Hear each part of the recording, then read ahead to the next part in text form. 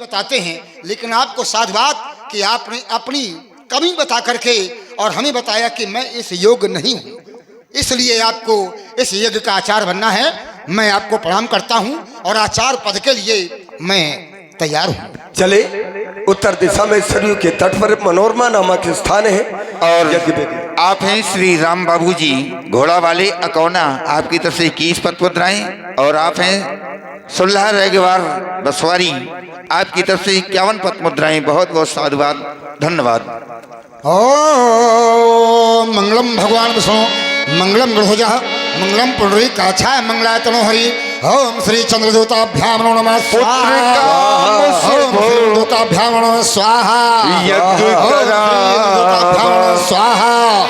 ओम श्री सविता देवताभ्याम नमः स्वाहा। ओम श्री भृगदूताभ्याम नमः स्वाहा। ओम श्री रविदूताभ्याम नमः स्वाहा। बहुत सी आहुतियां दे डाली, अभी तक ऐसा नहीं हुआ। अग्नि भगवान अभी तक प्रत्यक्ष रूप में प्रकट नहीं हुए। जो दर्शन चाहते हैं, जो दर्शन चाहते हैं हम आप सभी, कारण क्या है समझ में आया।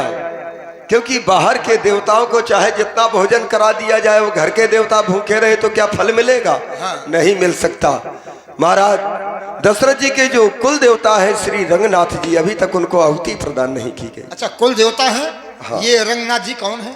ये इनके कुल देवता सूर्य कुल के, सूर्य वंश के कुल देवता है। इनका नाम क्या है? इनका नाम तो रंगईनाथ जी है, जैसा हम जानते हैं। रंगनाथ जी, रंगनाथ जी किसका नाम है? अब ये तो हम नहीं बता सकते, लेकिन 5 लोकपाल हैं। कड़ी मज्जन पूजे ही नर नारी, गणप गौर त्रिपुरार तमारी। अयोध्या में जो वर्तमान में इस समय पर 5 लोकपाल हैं, 5 लोकपालों की पूजा सूर्य वंश में की जाती है। गणपति माने गणपति गणेश जी, गौरी माने दुर्गा जी, और त्रिपुरारी माने शंकर जी, तमारी माने सूर्य, और रमा रमन पद बंद बहोरी। तो रमा रमन कौन है? भगवान नारायण। तो सूर्य वंश में भगवान नारायण को रंगनाथ जी के नाम से पूजा जाता है, इसलिए रंगनाथ जी का आवाहन किया जाए। बोलो रंगनाथ है, नमो नमः। भगति सहित मुनिया प्रगटे अग्नि चरु कर ली। भगवान की जय हो।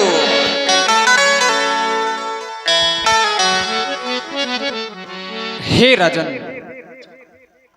आपके श्री गुरुदेव भगवान महामुनि श्री वशिष्ठ जी ने अपने मनमानस में, अपने हृदय में जो भी विचार किया था, ऐसा लगता है आज वह विचार पूर्ण होने वाले हैं। जिस कार्य के लिए विचार किया गया था, वह कार्य मानो ऐसा लगता है आज पूर्ण होने वाला है। अब तो शुभ समय है। मैं तो यह सोचता हूँ आप पुत्र प्राप्ति की कामना को लेकर यह यज्ञ कर रहे हैं और आपको पुत्रों की प्राप्ति अवश्य होगी, क्योंकि हमको तो अब ऐसा लगता है मानो इस नगर में बहुत जल्द ही अब बधाइयाँ बजने वाली हैं। बजेंगी बधाइयाँ,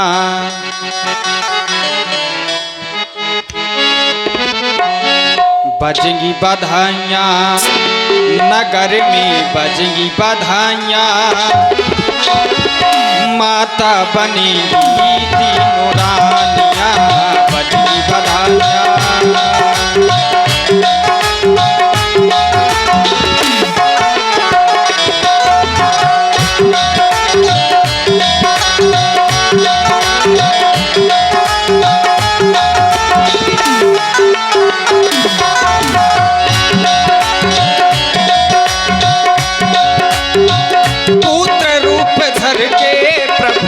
गोदी में आए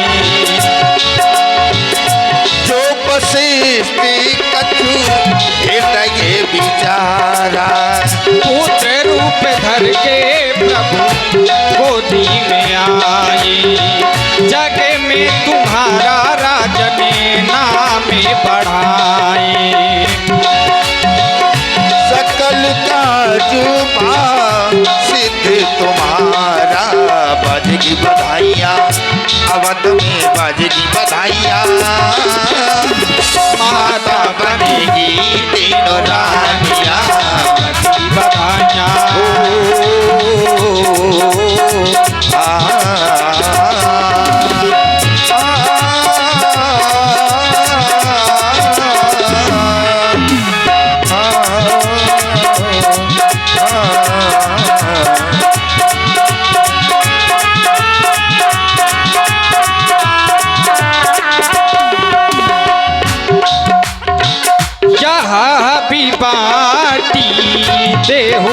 पे जाई।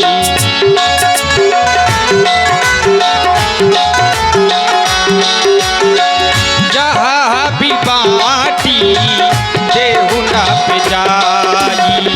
जथा जोगे जही भागे बनाई। जथा जोगे जही भागे बनाई। बजगी बधाइयाँ बजगी बधाइयाँ अवध में बजगी बधाइयाँ। माता बनी तीनों रानियाँ बजगी बधाइयाँ। ओ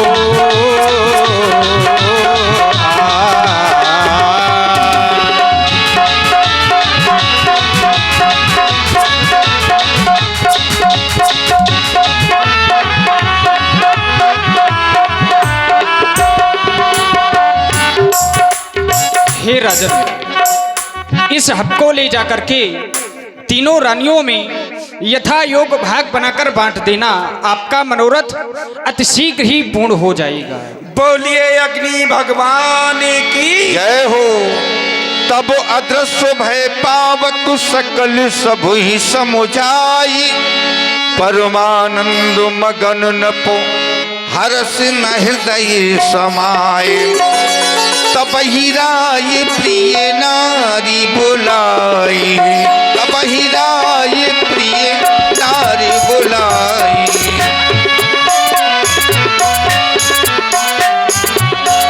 कौशल्यादि तहाँ चली आई। कौशल्यादि तहाँ चली आई। महारानी कौशल्या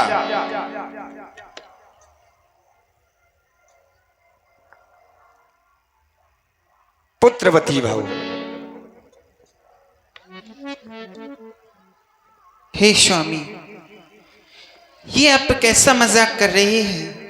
अभी तक इस अयोध्या के प्रजावासी हम तीनों बहनों से मजाक करते थे और कहते थे कि ये तीनों बहनें बांझ हैं, इनकी कोई पुत्र नहीं है, और आज आप हमारी हंसी कर रहे हैं। महारानी कौशल्या, आज मैंने तुम्हें ये आशीर्वाद दिया है तो सत्य दिया है, क्योंकि तुम देख रही होगी कि आज मैं बड़ा प्रसन्न दिखाई दे रहा हूं। और जो यह बात मैं तुम्हें बताने के लिए जा रहा हूं, जब यह बात मैं तुम्हें बताऊंगा तो तुम भी प्रसन्न हो जाओगी। आज रात दरबार में बैठा हुआ था, अचानक मेरे हृदय में गिलानी हुई कि मेरे कोई पुत्र नहीं है।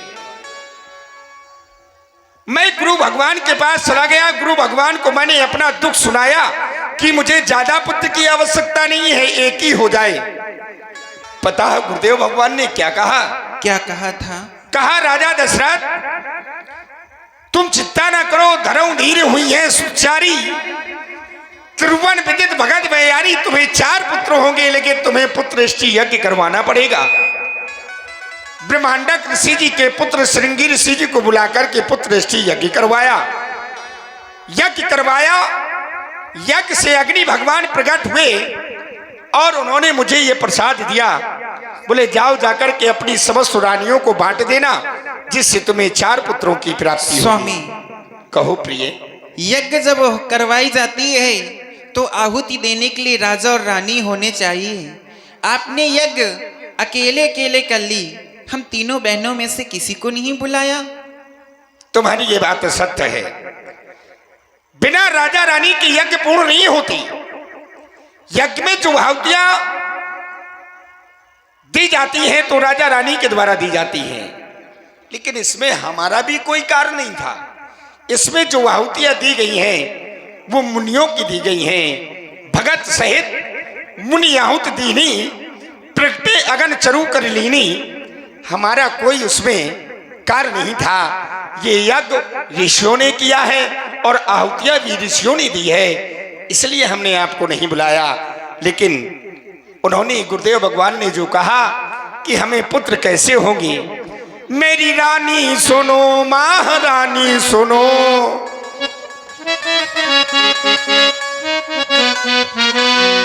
मेरी रानी सुनो, महारानी सुनो, पुत्र होंगे तुम्हें गुरु बचन हो गया। मेरी रानी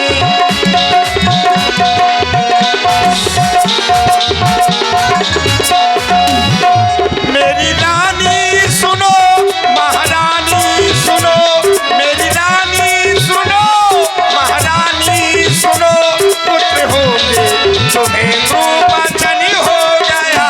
मेरी रानी सुनो, महारानी सुनो, मेरी रानी देखो, महारानी देखो, पुत्र होंगे तुम्हें गुरु बचन हो गया।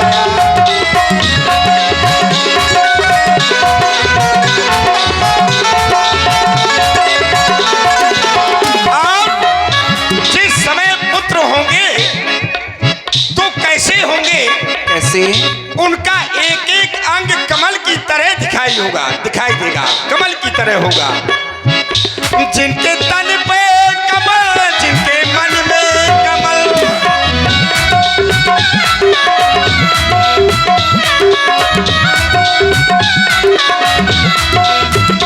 जिनके तन पे कमल, जिनके मन में कमल, जब देखा कमल को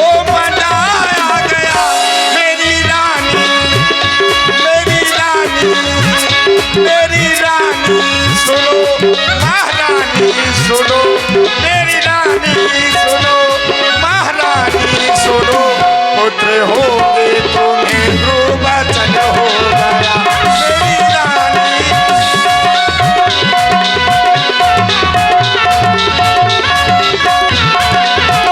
हो गया, मेरी रानी सुनो, महारानी सुनो,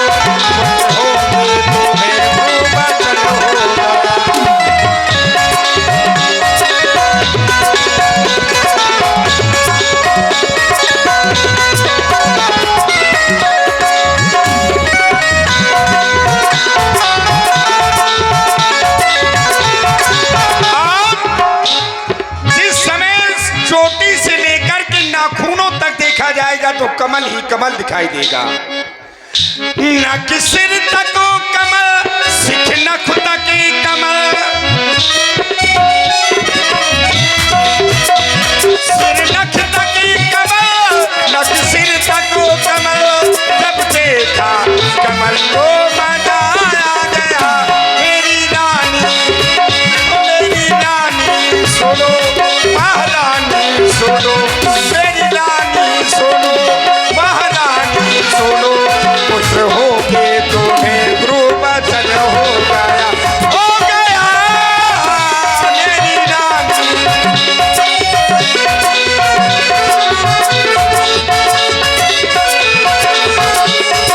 होंगे तुम्हें गुरु बचन हो गया। लो, ये प्रसाद दिया है, अब मैं तुम्हें यह प्रसाद दे रहा हूं, इसको ग्रहण करो।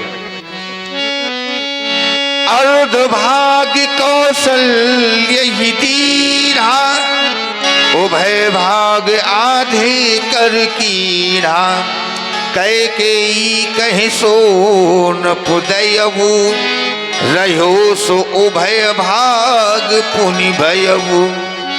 व्यास जी, अग्नि भगवान ने जो मुझे प्रसाद दिया था उसका आधा भाग मैंने महारानी कौशल्या को दे दिया। अब बचा आधा, जब आधा बचा तो उसका आधा किया, उसका आधा भाग मैंने महारानी कैकेयी को दे दिया। लेकिन जो शेष भाग बचा था मैंने कुछ किया भी नहीं, अपने आप उसके दो भाग हो गए, अपने आप दो भाग हो गए। हाँ, याद आया, क्योंकि महारानी सुमित्रा के समीप में मैं नहीं जाता, मुझे श्राप है, मुझे सप्तऋषियों के द्वारा श्राप है। एक बार महारानी सुमित्रा सहित मैं वन में विचरण कर रहा था, सप्तऋषि बैठे हुए थे, मैंने सप्तऋषियों को प्रणाम नहीं किया। जब सप्तऋषियों को प्रणाम नहीं किया तो सप्तऋषि क्रोधित होकर हो गए और मुझे श्राप दे दिया। कहा राजा दशरथ, जिस महारानी के सौंदर्य में तू आज हम सप्तऋषियों को प्रणाम करना भूल गया है, अगर तू आज के बाद उसे स्पर्श करेगा तो तेरे मस्तक के टुकड़े टुकड़े हो जाएंगे। तब से लेकर के हम महारानी सुमित्रा के समीप में नहीं गए। इसलिए दो भाग हो गए कि एक भाग तुम अपने हाथ से दे देना, एक भाग तुम अपने हाथ से दे देना। उसको भी बुरा नहीं लगेगा कि हमारी बड़ी दीदी ने दिया, छोटी ने नहीं दिया। ठीक है महाराज, मेरे दिमाग में एक विचार आया है, अगर आपकी आज्ञा हो तो कहूं। कहो। भाग 4 हो गए हैं, हम 3 बहनें हैं, एक एक भाग हम तीनों बहनों को दे दो, एक आप खा लीजिए। इसका मतलब मुझे पुत्र हो जाए। क्यों? आपके ये कोई बड़ी बात नहीं है, ये बड़ी बात नहीं है, क्योंकि हमारे पूर्वजों में ऐसे राजा हुए हैं कि राजा से पुत्र की प्राप्ति हुई है, जैसे मानधाता की उत्पत्ति है। तो ये कोई बहुत बड़ी बात नहीं है हमारे कुल के लिए। लेकिन ये आदेश मुझे अग्नि भगवान ने मेरे खाने के लिए नहीं दिया है। भगत सहित यह हबी बांट देव देना, ये नहीं कहा कि खा लेना। यह हबी बांट देव निप जाई, बांट देना, ये नहीं कहा कि खा लेना। ठीक है, अगर ये कहा होता कि खा लेना तो मैं भी खा लेता। ठीक है, इसलिए इस प्रसाद को ग्रहण करो और गुरु जी की पैया लागो।